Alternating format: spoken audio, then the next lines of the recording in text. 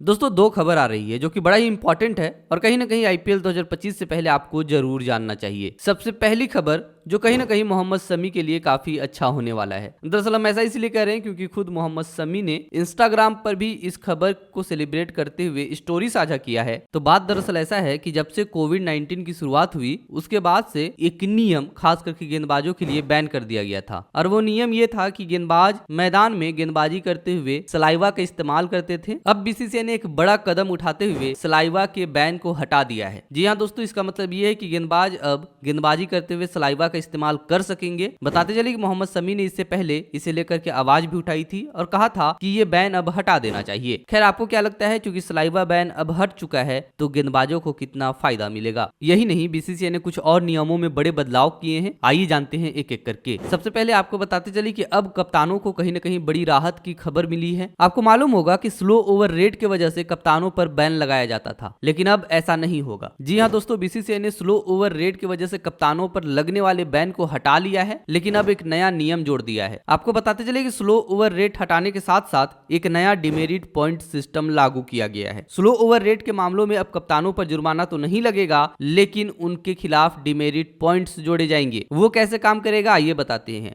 मान लिया जाए लेवल 1 का अपराध के लिए कप्तान की मैच फीस का 25 से 75% तक जुर्माना लगेगा। वहीं अगर अपराध लेवल 2 का है तो ये गंभीर अपराध माना जाएगा और उसमें कप्तान को सीधे 4 डिमेरिट पॉइंट मिलेंगे। ये डिमेरिट पॉइंट जिसकी वजह से रेफरी के पास ये राइट हो जाएगा कि 100% तक जुर्माना रेफरी उस कप्तान के ऊपर लगा सकता है। हालांकि किसी खिलाड़ी को मैच में बैन तो नहीं किया जाएगा, लेकिन अगर डिमेरिट पॉइंट्स बहुत ज्यादा हो जाएगा तो भविष्य में बैन भी हो सकता है। इसके साथ ही बताते चले कि इंपैक्ट प्लेयर रूल में भी बदलाव करने की बातें चली। जी हां दोस्तों, लेकिन सभी लोगों के बीच में सहमति नहीं बनी, इसीलिए इंपैक्ट प्लेयर रूल को जारी किया गया। अब एक बड़ा बदलाव यह भी है कि आपको पता है कि ड्यू आने के बाद सेकेंड इनिंग में किस तरह से गेंदबाजों को दिक्कत होती है गेंदबाजी करना। ऐसे में अब 2 गेंदों का इस्तेमाल होगा। जी हाँ दोस्तों, दूसरे इनिंग में दूसरे गेंद का इस्तेमाल होगा और ये 11वें ओवर से देखने को मिलेगा। लेकिन अगेन वे अंपायर डिसाइड करेंगे कि नए गेंद की जरूरत है या नहीं, और अंपायर ड्यू को देखते हुए इस चीज की डिसाइड करेंगे। इसके साथ ही बताते चले